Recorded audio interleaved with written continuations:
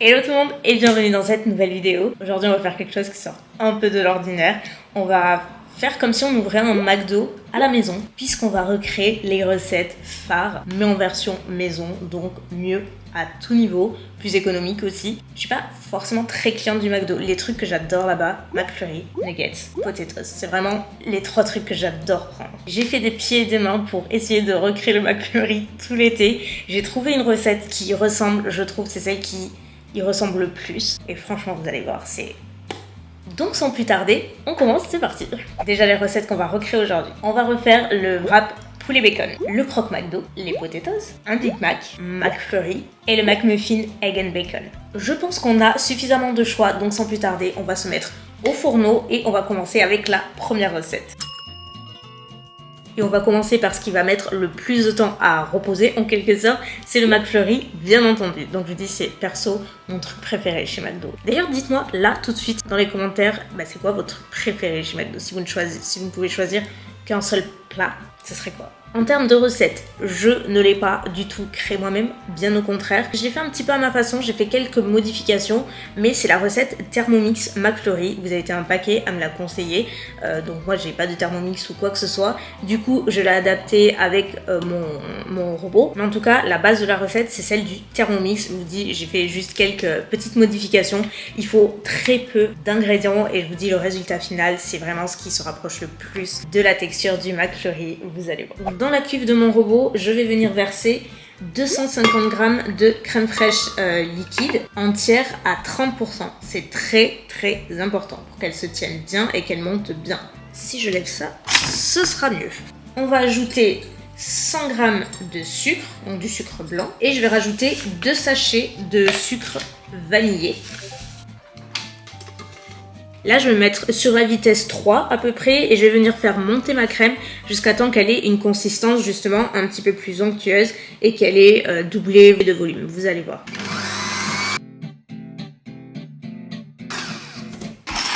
Donc là, je vais prendre des petits contenants. Vous pouvez aussi utiliser un bac à glaçons, tout simplement. Moi, je vais pas le faire juste parce que c'est pas pratique pour moi. En fait, je vais venir verser ma préparation à l'intérieur pour ensuite le placer au congélateur. Donc, pensez juste à utiliser des contenants qui passent dans votre congélateur, tout simplement. Pas que ce soit forcément trop large. Enfin voilà, il faut que ce soit quand même bien maintenu. Donc moi, c'est ce que je vais utiliser. Et là, on le place au congélateur pendant un minimum 8 heures. Donc oui, c'est long. Mais en McFlurry maison, ça se savoure. Donc c'est parti. Next, on fait les potatoes. Personnellement, je suis plus team potatoes que frites au McDo. Donc je me suis dit que c'est ce qu'on allait faire aujourd'hui. Mais vous pouvez faire les frites aussi, bien entendu. C'est juste un petit peu plus classique, je dirais. Donc pour ça, on prend nos patates. Personnellement, je ne les pèle pas, je garde la peau, juste je les nettoie avant. Et ensuite, on va venir les plonger dans pas mal d'épices. Si vous êtes familière un peu avec les potatoes du McDo, elles ont un certain goût, elles sont assez croustillantes. Donc on va essayer de recréer ces potatoes, c'est le but. Donc let's go pour déjà découper en potatoes, donc en quartiers.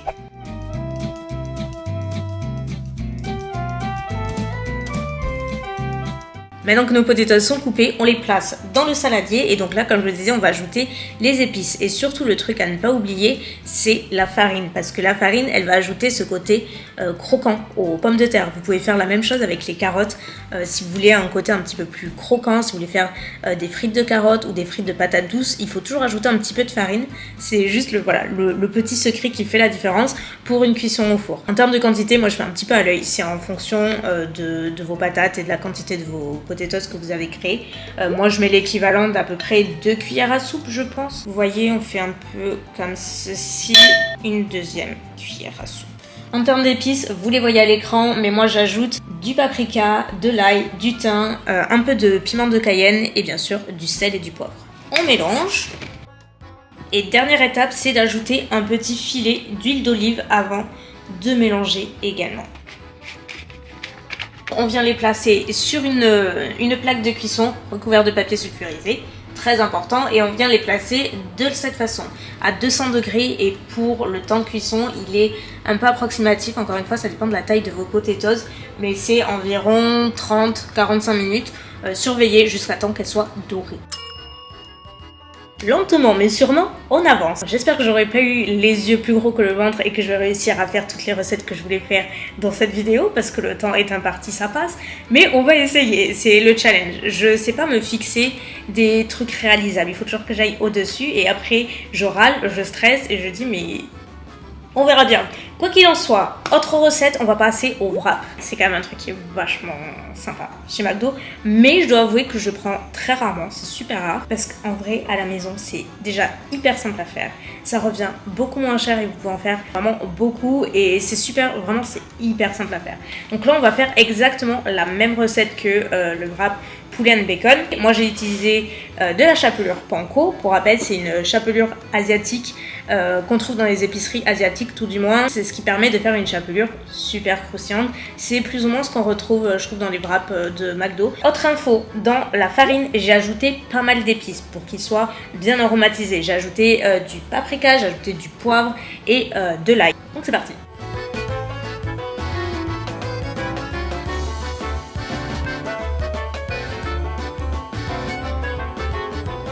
Dans le wrap, qu'est-ce qu'il y a? La sauce, bien entendu. C'est une sauce un peu style ranch, une sauce blanche avec de l'échalote dedans. Donc, on a de l'échalote, l'équivalent d'à peu près une demi-échalote ou alors une petite échalote. On va rajouter un yaourt nature, l'équivalent de 3 cuillères à soupe de mayo, une demi-cuillère à soupe, donc une cuillère à café d'ail en poudre.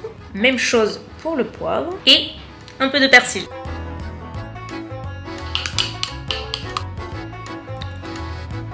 Parfait. On prend notre tortilla, une tranche de cheddar. On la passe 10 secondes au micro-ondes.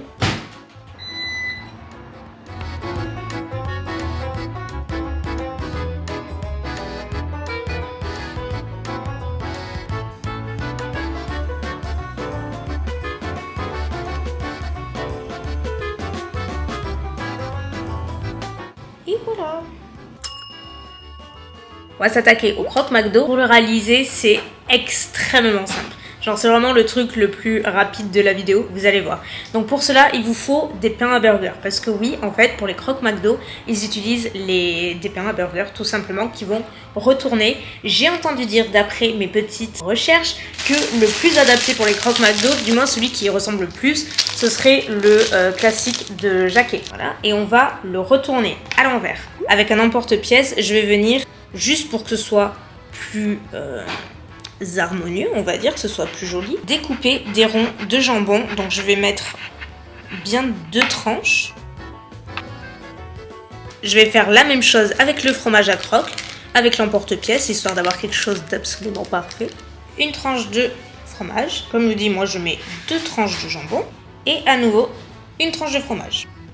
On recouvre et on va passer à la cuisson. Et ce que je vais faire, et ce qui est très important, c'est prendre par exemple un verre, une assiette, peu importe, quelque chose de plat et de dur, de solide.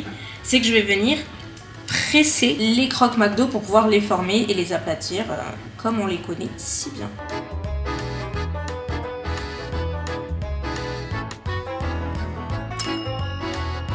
Passons désormais au McMuffin Egg and Bacon. Pareil, super rapide, très simple. Il vous suffit déjà d'un muffin. Vous pouvez les acheter tout près comme moi. C'est encore plus rapide. Dans la même poêle, toujours avec mon emporte-pièce que je vais poser, je vais mettre un tout petit peu d'huile d'olive. Je vais venir faire l'œuf au plat dans mon porte-pièce.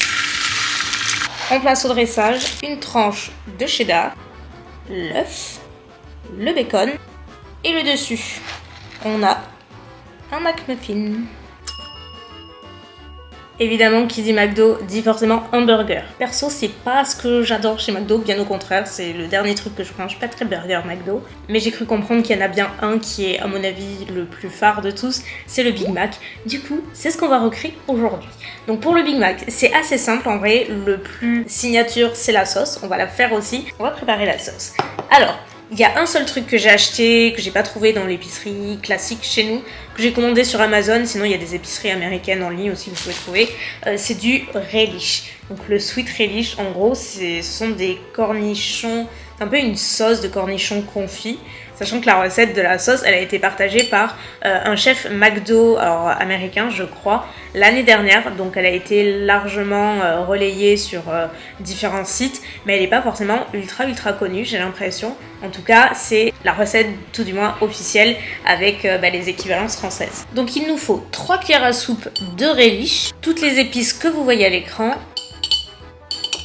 1 cuillère à café de vinaigre blanc, de la mayonnaise et 1 cuillère à soupe de moutarde, donc de préférence américaine. J'en ai pas trouvé chez moi donc j'utilise de la classique, mais si vous en avez à la maison c'est encore mieux apparemment. Et on n'oublie pas le paprika. Avec la viande hachée, on va former les steaks.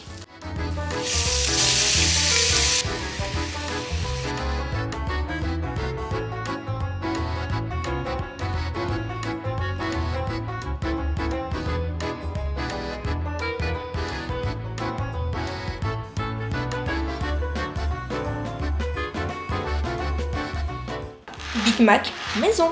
Et voilà le résultat de tout ce McDo fait maison. Alors oui, je me suis un peu emballée. Effectivement, ça prenait pas mal de temps de faire tout en même temps. Sachant que oui, il manque le McFlurry puisque il est encore au congélateur. Donc avec le décalage de la vidéo, je vous montrerai bien sûr à quoi ça ressemble. Mais pour le moment, on se concentre sur tout ça. Donc on a le Big Mac qui est incroyable. Les potatoes, regardez le résultat final. Elles sont hyper croustillantes. Genre... avec une bonne petite sauce, c'est la même chose. Le croque McDo juste ici. Le McMuffin Egg and Bacon. Et le wrap poulet bacon, incroyable. J'ai juste mis une petite pique pour bien le garder fermé. Mais je pense que ça devrait être pas mal. On devrait avoir assez à manger, je pense. Donc, on revient au McFlurry. Donc là, j'ai sorti les espèces de verrines de préparation du congèle. Et là, ce qu'on va faire, c'est les transvaser à nouveau dans le robot pour pouvoir les... comment on dit? Attends. Ah, je me souviens plus du terme. Il y a un terme pour pouvoir les... Non, c'est pas malaxer, c'est autre chose. Ah, je sais plus. Bon, j'ai perdu le terme, mais en gros, pour refouetter la préparation déjà existante, il y a un terme. Je l'ai pas. Si vous l'avez dans les commentaires, dites-me-le parce que ça va me rendre fou. Je les mets dans le robot. En fait, c'est jusqu'à ce qu'il y ait une consistance qui soit pas tout à fait liquide, mais un chouïa plus solide que ça. Vous allez voir, ça ressemble un petit peu plus à la texture McFlurry en fait. 5 minutes later. Émulsionné. Voilà, ça y est. Émulsionné, c'était le mot. Montage.